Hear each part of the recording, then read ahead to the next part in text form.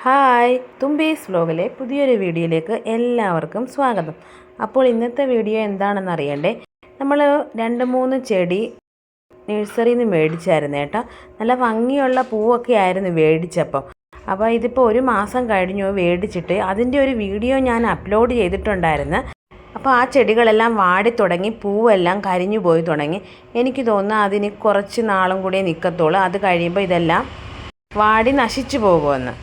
അപ്പോൾ അതിന് മുന്നേ ഞാൻ വിചാരിച്ചു ഈ ചെടികളിൽ നിന്നെല്ലാം ഓരോ കമ്പ് വീതം 1, 2, 3 കമ്പുകൾ വീതം വെട്ടിയെടുത്ത് വേറൊരു പോട്ടിലോട്ട് മാറ്റി കിളിപ്പിച്ച് നോക്കാമെന്ന്.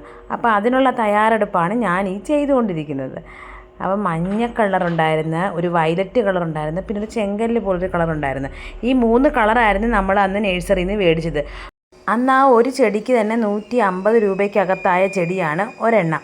അങ്ങനെ 3 എണ്ണം മേടിച്ചായിരുന്നു. പക്ഷേ ഇപ്പോൾ 1 മാസം കഴിഞ്ഞപ്പോഴത്തേനും അതിൻ്റെ അവസ്ഥയൊക്കെ ഭയങ്കര കഷ്ടമാണ്. അതുകൊണ്ട് ഞാൻ വിചാരിച്ച് പുതിയൊരു കമ്പൊക്കെ വെച്ച് കിളിപ്പിച്ച് നോക്കാമെന്ന്.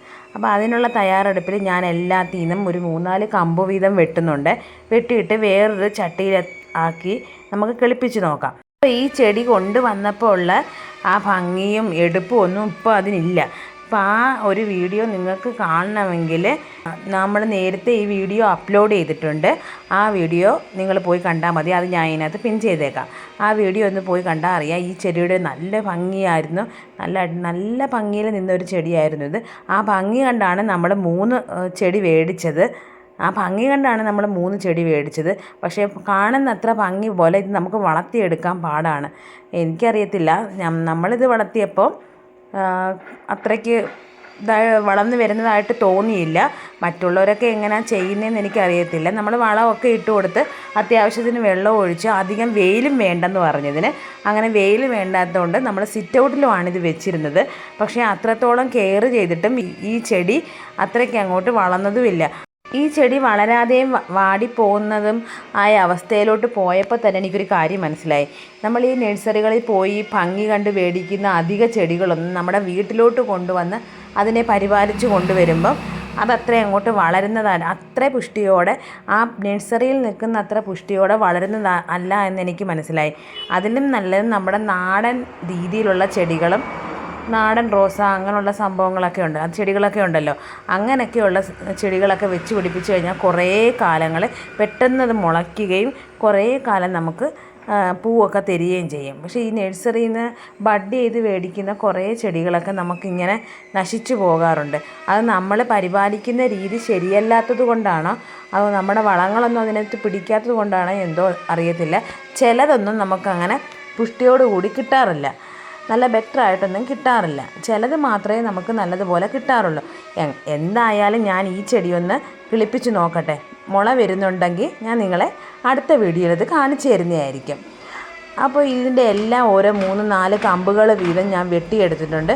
വെട്ടിയെടുത്ത് വേറൊരു ചട്ടിക്കകത്ത് മണ്ണൊക്കെ നിറച്ച് കുറച്ച് വളമൊക്കെ അതിനകത്ത് മിക്സ് ചെയ്തിട്ടുണ്ട് കേട്ടോ. വളമൊക്കെ മിക്സ് ചെയ്ത് അതിനകത്ത് കുഴിച്ച് വെക്കുന്നുണ്ട്.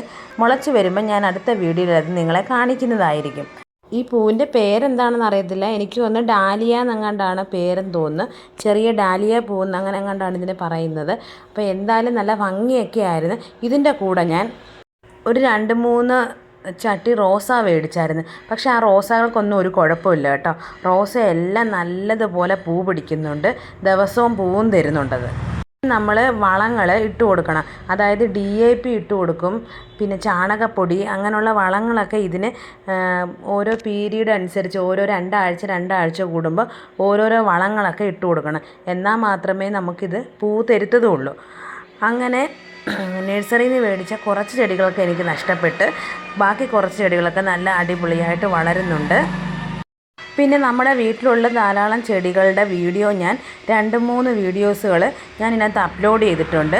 ഇനിയും ഈ വീഡിയോകളൊന്നും കാണാത്ത കൂട്ടുകാരാണെങ്കിൽ വീഡിയോകളൊക്കെ ഒന്ന് പോയി കണ്ട് നമ്മളെ ഒന്ന് സപ്പോർട്ട് ചെയ്യണേ. നല്ല പൂക്കളുടെയൊക്കെ വീഡിയോകളുണ്ട്, ചെടിയും പൂക്കളുടെയൊക്കെ നല്ല നല്ല വീഡിയോസുകളുണ്ട്. അപ്പോൾ എല്ലാവരും ഒന്ന് പോയി കണ്ടൊന്ന് സപ്പോർട്ട് ചെയ്യണേ. എന്തായാലും നല്ല പ്രതീക്ഷയോട് കൂടി തന്നെ ഞാൻ ഈ ചെടി വെച്ചിട്ടുണ്ട്.